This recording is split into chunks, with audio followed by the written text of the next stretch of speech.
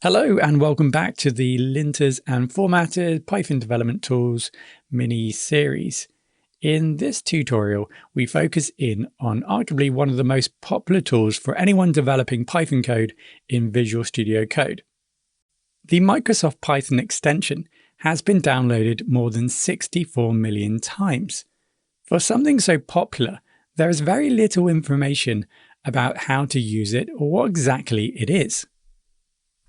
To help demystify the Python extension for Visual Studio Code, in this tutorial we answer the question, what is the Python extension for Visual Studio Code? I show you how to get started utilizing the extension, and then we go ahead and explore some of the features it provides. The first question, what exactly is the Python extension for Visual Studio Code? Microsoft describes the Python extension for Visual Studio Code as an extension with rich support for the Python language. That doesn't really give us too much information, and I think the key word here is support. The Python extension on its own isn't going to really give us any tangible features that we can utilize when developing. It provides the foundation for other extensions to interact with Visual Studio Code. Probably the best way to introduce this extension is to go ahead and install it, and we can then go ahead and observe the behavior once we've installed this extension. If you would like to follow along, then just open up your version of Visual Studio Code. You don't need to open up a project here. Now I've gone over to the extension tab here. You can see that I have one extension installed. That's Night Owl. That's going to provide this theme that you can see here.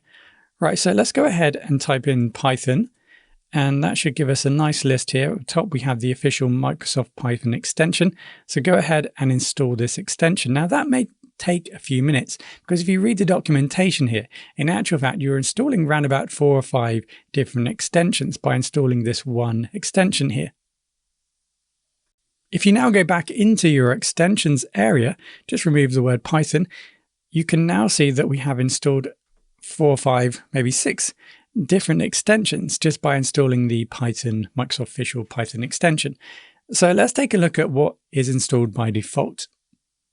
So there are essentially 2 types of extensions that are installed when you install the Python extension. First is Pylance, which we would discuss in a short while, and also the Jupyter extension. So if you're working with Jupyter Labs, that's going to support you creating and working with Jupyter Labs inside Visual Studio Code.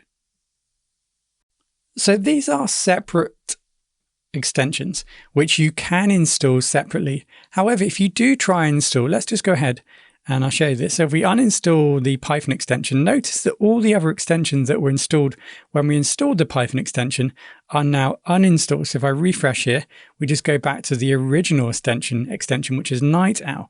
So if I do try and install an individual extension like Pylance, which was installed when we installed the Python extension, if I do try and do that, you'll notice that Pylance depends on the Python extension to be installed. So if I were just to refresh here, you can see that Python is now installed again, even though I didn't ask for that. I wanted just Pylance, but you can see that Python is now also installed. So that takes us back to the point we made earlier when we described Visual Studio Code as an extension with rich support for the Python language. So when we're trying to answer the question, what is the Python extension for Visual Studio Code? Like we previously mentioned, I've described it, I think, as a platform. So it provides the foundation for other extensions like Pylance, for example, to be able to interact with Visual Studio Code and Python. If you're not interested in Jupyter Labs, for example, you can uninstall these. If you want to tidy things up a little bit here, you can go ahead and uninstall these extensions. And notice that I uninstalled Jupyter, just Jupyter, and it uninstalled these other subsidiary extensions.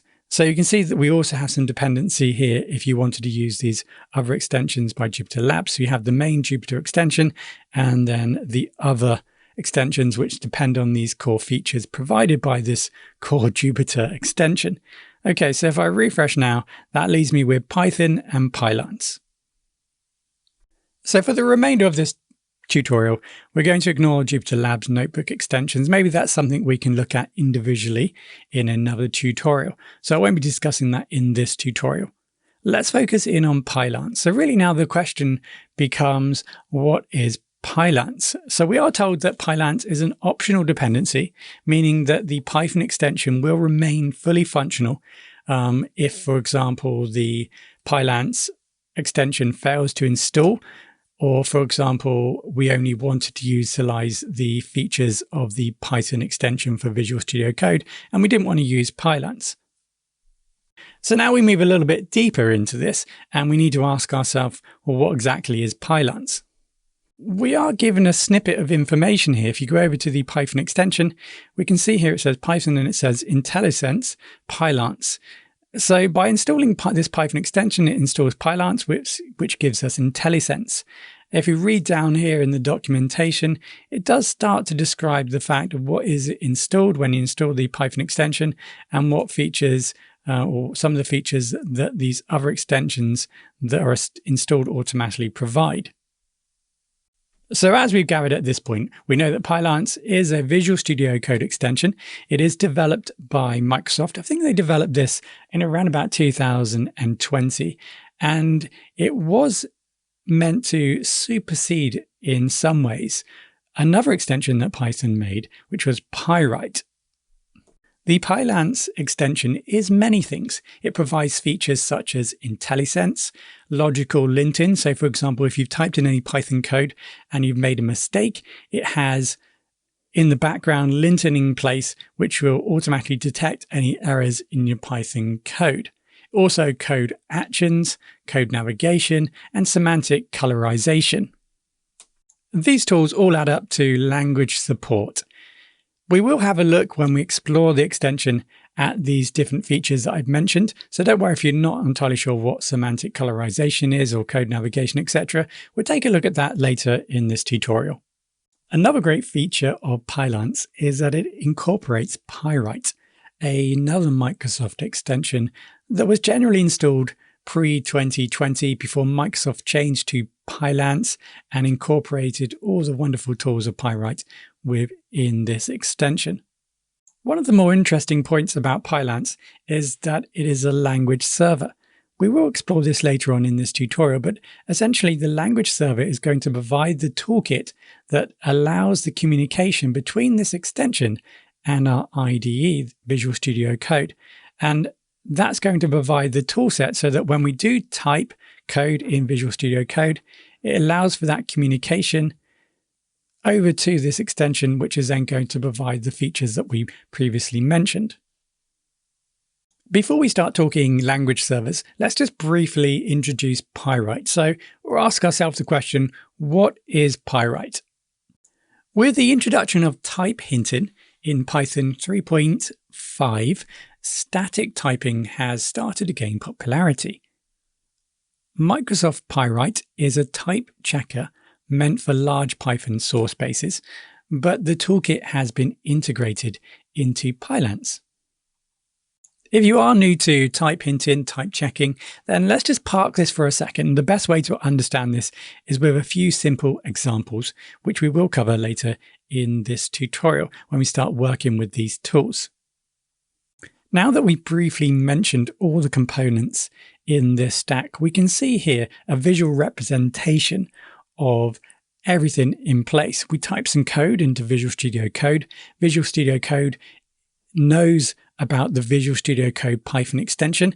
The Visual Studio Code Python extension allows that bridge from a extension over to Visual Studio Code to allow that communication in real time, so that when we are developing Python code, it can automatically check the code and provide us any indication of any errors that we've made, as well as providing, of course, all the other features that the specific extension provides. All of this won't happen, of course, unless Python is installed. So this is why I've indicated here that you do need Python installed before you install the Visual Studio Code Python extension. Just before we move into some demonstrations, let's just talk very briefly about the final point here, that was the fact that Pylance is a language server. So the language server is meant to provide the language-specific smarts, if you like. So in this case, that is Python, and communicate with the development tools over a protocol that enables that inter-process communication between the extension, which in this case is Pylance, and the IDE, the Integrated Development Environment, which is Visual Studio Code. So we saw in the diagram all the components put together. So that's what we saw in this diagram, and indicated the fact that we're using this language server protocol to communicate from our extension over to Visual Studio Code. Now, of course, Pylance is specific to Python. If you are developing in other languages, then potentially there are other tools available for different language servers available for different languages. So we could take the word language server literally in the fact that language referring to the programming language and server being something that provides a service. So therefore we have a language server. And in this case, this is providing the services that we've described here: Intellisense, linting, code actions, semantic colorizations, and so on. So hopefully that's given you a better overview of what happens when we install the Python extension. The last component of this tutorial, we're going to focus in on Pylance and take a look at some of the features that it provides. So I'll make the assumption that you have installed the Python extension and the Pylance extension is also installed. We mentioned Pyrite earlier. Let's go ahead and just type in Pyrite. You can see that this is a standalone extension that we can also install. But as I mentioned previously, these features will be found within Pylance. So by far the best way to learn about the features of Pylance is to go over to the Pylance GitHub repository. There you will find an overview, quick start, and also a list of some of the different features that it offers. And also, if you're into or need more advanced customizations, it will also guide you through those customizations. Assuming that you are a new developer, I will just take you through some of the common features that you will see as you start typing Python inside of Visual Studio Code with this extension activated. The first common feature is the as you type reporting of code, errors and warnings. So a diagnostic tool that Pylance provides here, a linting tool that's going to show you or try and identify any errors. And that's errors in your code. So let's go ahead. I'll create a new folder here, a file open folder on my desktop. I'll create a new file here called test.py. Classic, right click and it doesn't work. New file, test.py. There we go. So let's go ahead and type some Python code. So maybe just a classic print hello. I can't spell hello. Right, so hello. Right, so if we were to make a mistake, maybe a syntactical error, then you can see straight away that we're provided an indication here utilizing this red squiggly line that there is a problem. So if I hover over here, it gives me some more information. String literal is unterminated. Pylance, so you can see that comes from Pylance. So although you may not quite understand what's going on here, I can also view the problem here. You can see that it tells me was not closed. So what was not closed? So it's giving me an indication here that I'm not closing the doubles here at the end. Although I may not realize it needs to be at the end, but it does point me towards this direction. So as soon as I've corrected that issue, close that, you can now see that everything is okay. So hopefully you will agree that that is an invaluable tool to help us create error-free code. So let's turn our attention to code completion, autocomplete, and Intellisense. There is a lot of opinion when it comes to auto code completion. On one side, it can help you speed up the development process, but maybe as a beginner of a programming language, it may be considered more beneficial for you to type it out manually, or at least to begin with, so that you can really learn the language before you start maybe utilizing these automatic tools. Intellisense is a very kind of general term that can be utilized for features that provide automatic code completion. Take this example here. We have hello equals how are you doing? If I wanted to print that out, I could start typing in print. As soon as I press P, you can see that I'm provided some options of what it is potentially I'm trying to actually write here. And I can utilize the keyboard to move down and select different options. As I write more, you can see this list will get smaller because there's fewer options that have commands that begin with PRI. Eventually, you can see there's a few options with just print. There's quite a few in actual fact, but more commonly, you're probably going to be trying to type in print.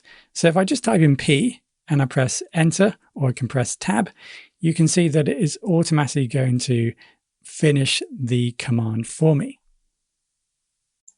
So I want to print out hello. So if I use the brackets here, I'm provided some information about a function, it looks like, and I can now select H, and straight away I'm given a list of potentials. And you can see down here I have the hello variable.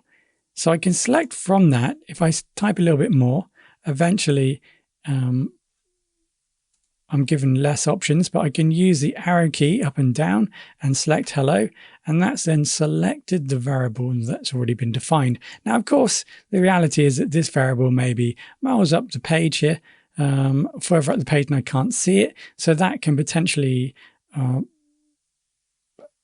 provide the benefit of trying to maybe just remember what the variable was called. So if I can't remember how to spell the word, or if I make a spelling mistake, it's indicated here that potentially that variable doesn't exist on this page. So I can use this in many different ways to benefit the development process here. So this is going to work in a similar way with a function. So if we generated a new function, let's call this new function. And let's just return hi. So let's go ahead and, not that we would want to do this necessarily, but print out. And you can see here my function is listed in this list, new, and there we go. So eventually it's up the top here. And obviously I can just press enter and that will finish it off. So if I've got multiple functions here, that's going to allow me to maybe easily identify those functions and for me to then quickly select those functions, thus speeding up the process of writing the code. I did previously mention I would talk about type hints or type hinting. As I previously mentioned, type hinting was introduced into Python in 3.5. So we're looking probably in and around 2015, 14, 16. In around that time, it was introduced into Python. So type hinting in Python. So let's think of type hinting as a solution to statically indicating the type of value that you're using within your Python code. Take this example here. We have a function.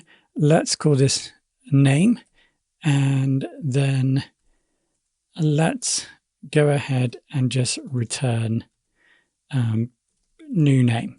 Obviously, that doesn't necessarily exist at the moment. What we do want to do is bring in this new name into the function. Now, if you're not familiar with languages such as C or C++, these type of languages have static typing. That essentially means that you need to declare the type of variables or parameters and return values of, for example, a function up front. By default, that's not the case with the Python language. Python uses dynamic typing, in which variables, parameters, and any kind of return values of a function can be any type. Take, for example, this simple function here. We have a function called name, and we're passing something into this function as new name, and then we're going to return it. Now, at the moment, we can pass anything we like into this in terms of different types. Python is dynamic typed, which means the variables, parameters, and return values of the function can be any type. So we can pass in a string here, we could pass in an integer. At the moment, we haven't defined that at all. So here we can use type hints to indicate, for example, the parameter and also the return value. So here, for example, new name, we know this is going to be a string, or it's expecting a string, and we can then go ahead and indicate what should be outputted from this function. Should be a string. Just to bring that over a bit. You can see that when we try and maybe change this to an integer here, so we're expecting to return an integer. At the moment, there isn't any errors here, but let's go ahead and actually print something out here. So let's go print. We're going to call this function name, and we're going to pass in a string. So we need to pass in a string, but let's just pass in a number to begin with. So we go ahead and we're going to run this. So I'm bringing up the terminal here. Either drag up or press, if you go over to view here, the terminal, you can see there's a hotkey on your operating system to bring up the terminal. So let's go ahead and run this in the terminal. This is called test.py, and you can see it returns 18.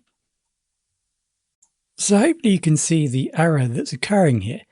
We're expecting a string to be passed in, but we're expecting an integer to be returned.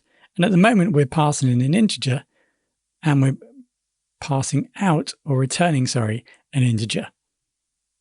So let's go into the code and preferences.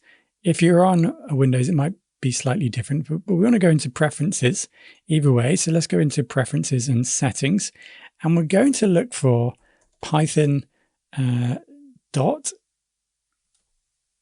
analysis dot type check. Okay, so I've just typed in TY, and you can see here that type checking mode is actually turned off by default. So we need to turn this on. So we've got two options here, basic and strict. So basic is non-type checking related rules, plus, which are off, plus basic type checking rules, whatever that means, of course. And then the strict is going to be all type checking rules. So let's go for strict. And that's pretty much all we need to do here. And now you can see straight away that it's provided an error, or we've indicated that there is an error here. So the parameter here, new name string, expression of a string cannot be assigned to return type integer. Right, so now what's happening is we've indicated that the output of this function should be an integer, but in actual fact, that isn't necessarily going to be the case, because the input, or new name here, has been defined as a string. So that's the error that we have. So string is incompatible with integer. Right, so let's go ahead now and change this to str, and we can now go ahead, because we're also told this is a mistake as well. So let's go up here, cannot be assigned to parameter string. So we can't pass that in. So let's go ahead and pass something in here. And you can see now we don't have any errors. So if we run this again, there we go. So now, in fact, we've seen everything in action here. We've just utilized the Pylance tools there with type checking. We've looked at some initial tools that the Pylance language server is providing, Intellisense and linting. And we've seen that all obviously now connected together in real time, utilizing that within our code. So we can probably now go ahead and summarize, what is the Python extension for Visual Studio Code? Well, it's an extension that is going to allow us to add additional features to provide tools such as language servers, which ultimately then allows us to provide other features such as Intellisense and real-time communication with extensions and the IDE, so that, like I said, we can, while coding an application, we can get real-time feedback. So hopefully you feel a little bit more comfortable now how to get started utilizing this Python extension and associated features or extensions that are included when you install the default Microsoft Python extension. In terms of what features the Python extension provides, we saw that when we install the Python extension, it does automatically install other extensions. And I suppose those are the tangible features that it provides. And that's why we drilled down into the features provided by Pylance. Now, I apologize for the lack of extensive demonstrations utilizing Pylance. Hopefully, you've got the general overview of what it's providing and you can start to utilize those functions. As I suggested, it's well worth looking at the documentation. Now, if you are new to development, don't bog yourself down at this point with looking at what other features it provides. Just get it started and utilize it as an initial diagnostic tool. When you're typing code, it's going to help you identify where you've made those simple errors, typo errors in the code. There will be in the future a more comprehensive guide looking at specifically the tools and features that are provided by Pylance.